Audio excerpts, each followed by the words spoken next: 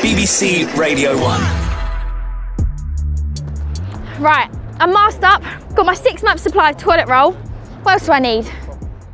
Everyone and their nan is talking about it at the moment. Panic buying, self-isolating, and dirty looks at anyone who coughs within a metre of you. Fair to say there's a lot of worry and a lot of confusion. So, coronavirus, what are the facts?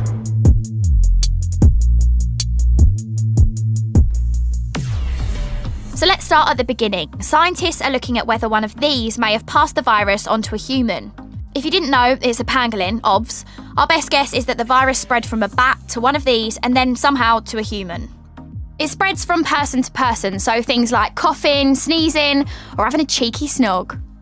The first cases were found in a Chinese city called Wuhan at the end of last year. The World Health Organization called it a pandemic when the number of cases outside China started increasing quickly. So when we talk about coronavirus, we're actually talking about the disease, COVID-19. The big deal about it is that it's new, so nobody has immunity to it yet, and it's likely we won't get a vaccine until next year.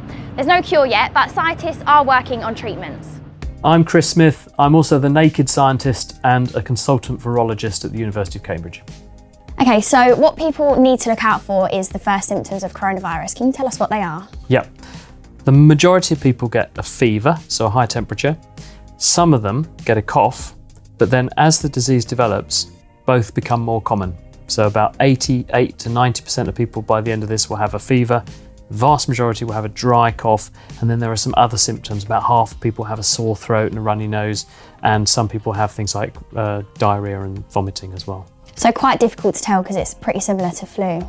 Absolutely right. It's almost the same set of symptoms that you get with the whole gambit of infections that are going around at this time of year. So if someone has coronavirus, how long can they expect to be ill for? The incubation period is about 5 days, and during that time you won't know that you're ill, obviously, but then the symptoms generally come on. As the symptoms come on, they generally get more intense over about a 3 to 5 day period. About a fifth of people who catch this will have symptoms that go on for longer, and some people will get symptoms that go on for longer and are more severe, others less so. If you're ill for longer, it could be couple of weeks before you're feeling better. So the sad reality of this outbreak is that people are dying, and that means real upset that we just can't get away from.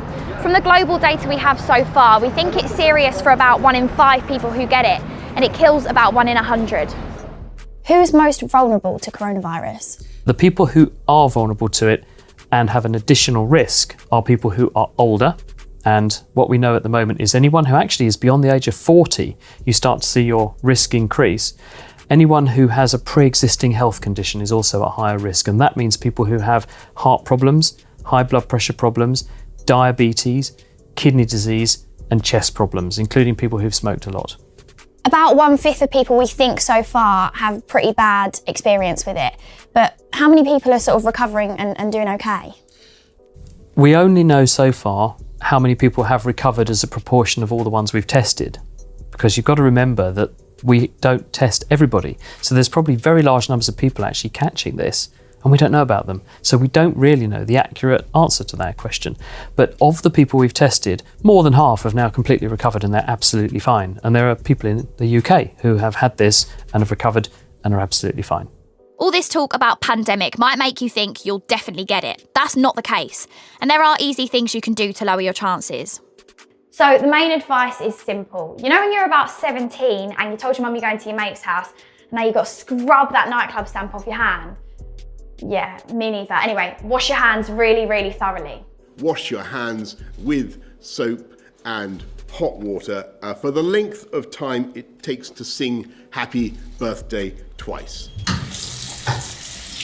Happy birthday to you. Happy birthday to you. Happy birthday, dear Kirsty. Happy birthday to you. Happy birthday to you. Happy birthday to you. Happy birthday, dear Kirsty. Happy birthday to you. So apart from what you can do, the government have an overall strategy. You can check on 111 online for updates on the government's advice. Generally, if you have even mild symptoms, stay at home. If you start to feel worse, ring 111. A main part of the plan is to keep people as far away from each other as possible. It's called self-isolation. Doesn't mean you go to the other end of the country, probably just your bedroom. It's not only to protect you, but it's to stop you spreading it to other vulnerable people. The idea is that we slow down when the real peak is so the NHS can cope better. For a lot of people, the health impact will be less of a problem than the knock-on effects on our everyday life. So things like schools and unis shutting down, working from home, and trying to get around if public transport's not running properly. We'll just have to deal with these things best we can, but when can we expect to get back to normal life?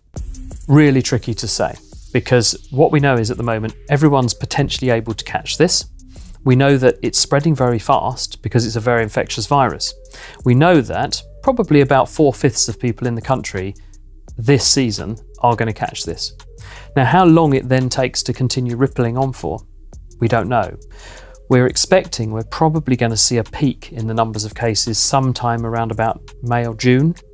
And obviously from then on, it doesn't mean it suddenly disappears. It will slowly peter out, but it could be a few months yet. How practically will it end? Does it mean we'll all become immune to it, or will we all get it and recover? I think, based on what we know about this family of viruses, and there are already 4 coronaviruses that infect humans, and they circulate every winter and they cause the common cold. I suspect that this virus will just join the family, and what will happen is that in the future you'll catch it when you're young, just another cold that we get when we're little. Children we know are having very trivial symptoms with this, so it'll just be a winter cold, and then you'll be immune for life. So I think the long-term consequence for this is going to be that it's something that we pick up when we're young, we become immune to it, we don't get it again, and so the number of older people who are at risk is going to be really vanishingly small. So I think it'll cease to be a really big headache in the future.